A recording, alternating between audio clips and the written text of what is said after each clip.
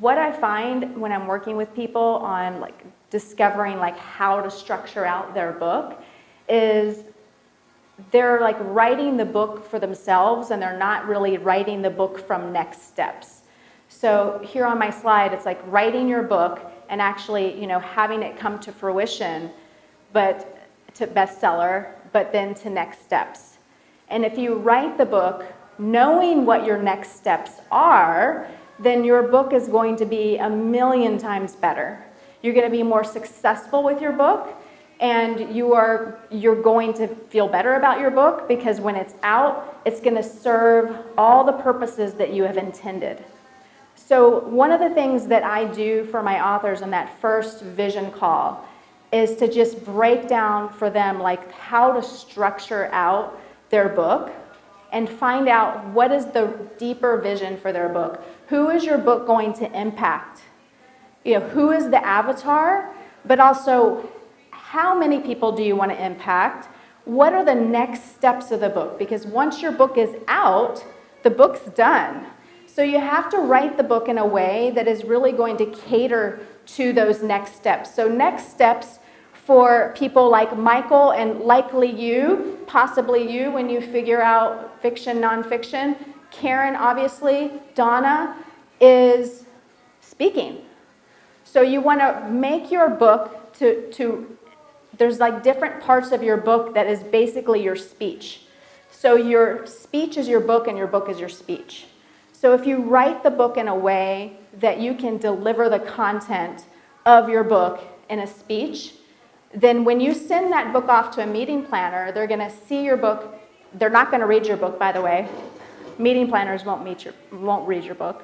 But you're sending your book off and you sign it to, "Hi, Susan, I'd be thrilled and honored to speak at your next event or your leadership conference coming up next May. I'd be happy to cater it to whatever theme that you have. I'll be following up with you." Signed hardcover book in the mail. It's phenomenal, like the difference of whether you get a yes or a no when you're sending that book in the mail.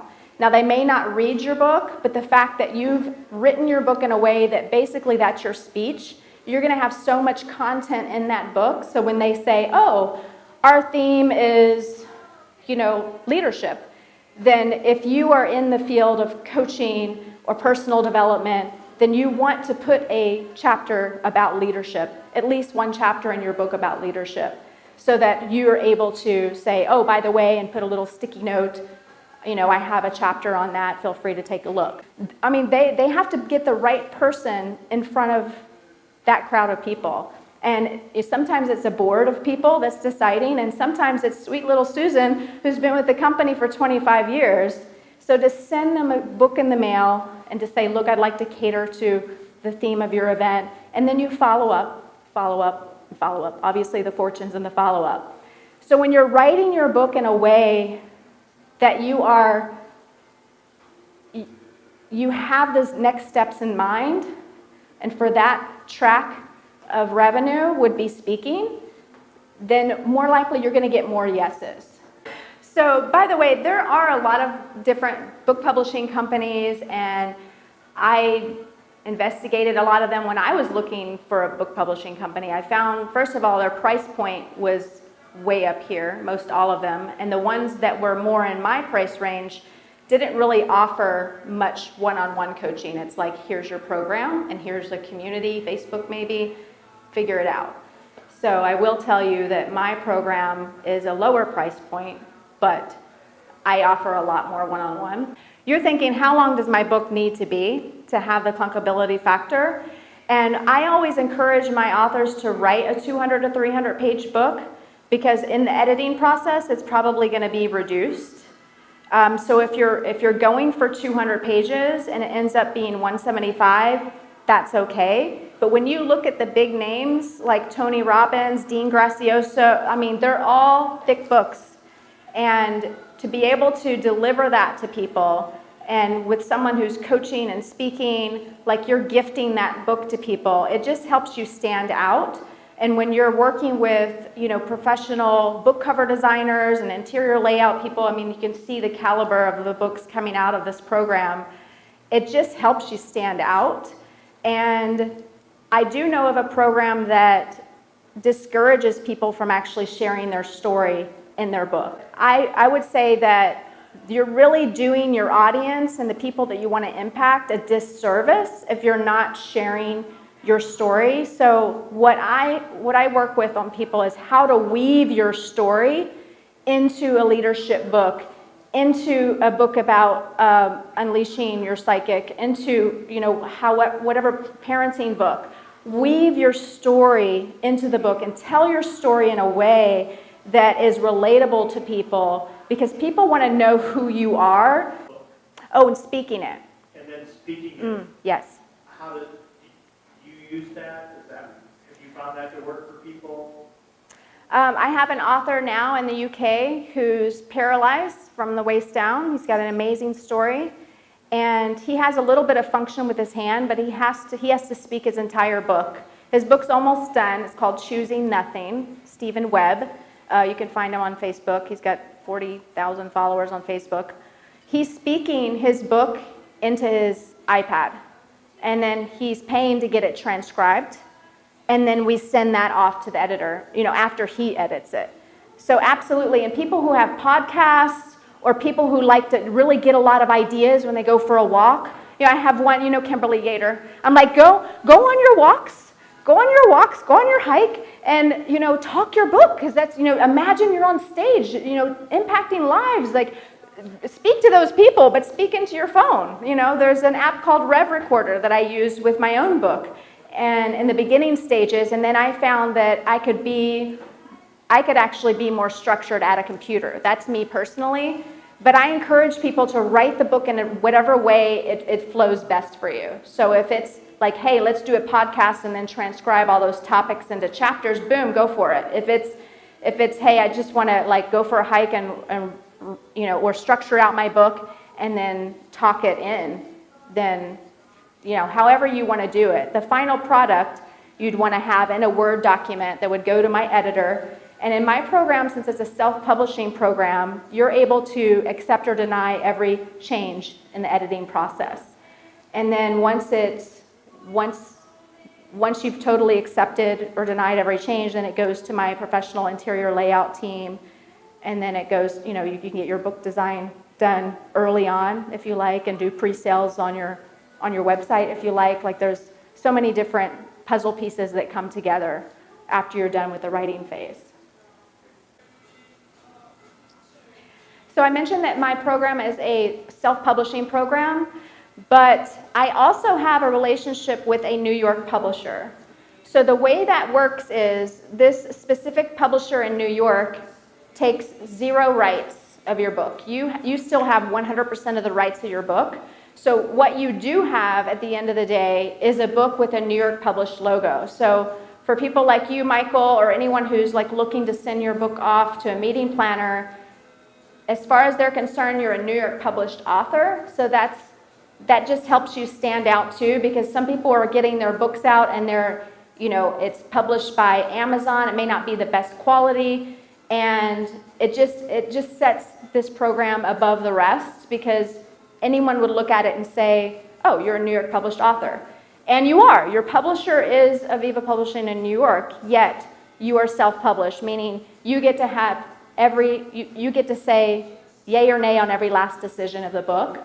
And I think I mentioned that I have my editing team, my interior layout team. I have an amazing book cover designer team, and they work with you specifically on the book cover design.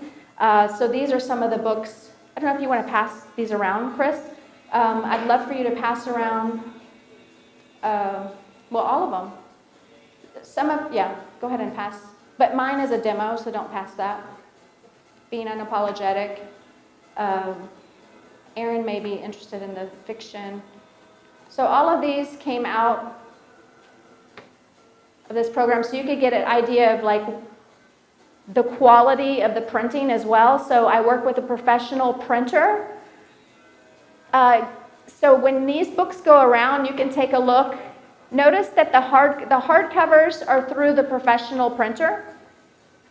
So like I said, with the hardcover, you're going to pay a little bit more per book, but you're able to charge more. So the books that are hardcover are through the professional printer that I work with. So you're working directly with the professional printer, and then I have a distribution agent that keeps your book in stock on Amazon. And when you see the paperbacks come around, you'll see the paperbacks are, and yes, Sherry Tree was in our program. She's incredible. I don't know if you know her. So the paperbacks that are going around, they were actually published through Amazon. And Eric's book was published through Amazon, so this is a great opportunity for people who want to maybe get a fiction book out, or they want to just go with a shorter book and they just want to get their book out and not have to work with a distribution agent and just keep it a little simpler. So that worked really well for Eric to get his paperback out. And so Amazon is actually Eric's printer. And for Kinghood that's going around in Exodus, the two other fiction authors, theirs two were printed by Amazon, so Amazon was their printer, and that's an option that I'm able to offer people. So when we get to those steps, I say, okay, here's your options. How do you intuitively feel would be the best route for you? Considering the big vision of your book, considering next steps, because I'm always thinking big vision for everything that you're doing. So when those books come around, you can kind of take a look and see. And I have a children's book, Rescuing Jack and Jill. So some of you may wonder about the bestseller. So I wanted to just cover that. By the way, if you hit bestseller on Amazon, it doesn't make you a bestseller. It makes you an Amazon bestseller. So the big part of my program is to work with you so that you are selling your book in bulk. So you would do that through speaking engagements. You would do that by developing relationships with bookstores. You would do that by working with foreign rights agents. So I do have relationships with all of those components. Because once your book is out, we're going to be focusing on selling your book in bulk. So the bestseller status with Amazon, I do have the Amazon bestseller formula. So if that's important for you to hit Amazon bestseller, of course, it is important because it helps you build momentum. And I did all of that today. I've got people on my email list. I set up everything in the background through Scipio to text everyone, today's the day, download the book. Woo, is mine, oh my God, thank you. What? Wow, thank you guys. That is amazing. Congratulations. Thank you so much. That's exciting because you work so hard. And as a book publishing coach, it's important to hit Amazon bestseller. Otherwise, do I care about Amazon bestseller truly? It's fun. It's like, oh, I hit it. But again, with my program, you want to focus on writing a book that's going to impact lives. And the real win for me will be people saying, hey, my book changed my life. Like, this is powerful, and this is what this book did for me. Like, to know that's the true win. But yeah, that's awesome. So thank you all for your support in downloading the book. That's amazing.